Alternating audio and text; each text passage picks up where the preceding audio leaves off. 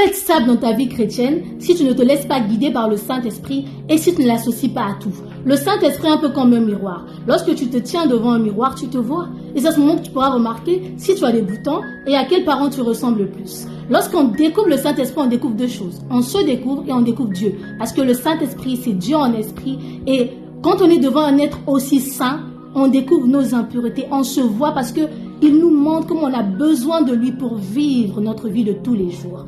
Dieu le Père dit, celui qui croit en mon Fils sera sauvé, aura la vie éternelle. Dieu le Fils dit, celui qui m'a vu a vu le Père qui m'a envoyé. Et Dieu le Saint-Esprit, il ne parle pas de lui-même, il glorifie Jésus. Vous voyez, ces trois personnes de la Trinité nous apprennent l'humilité. Et on nous fait comprendre aussi qu'il se lègue la gloire. Et donc, lorsqu'on a le Saint-Esprit, on a tendance à rendre la gloire à Dieu, peu importe les saisons de notre vie. Et aussi, on manifeste les fruits de l'Esprit. Vous voyez, le travail du Saint-Esprit est crucial dans notre marche sur la terre. Parce que vivre selon les fruits de l'Esprit, c'est vivre avec une arme qui ne va jamais nous laisser. Et c'est important.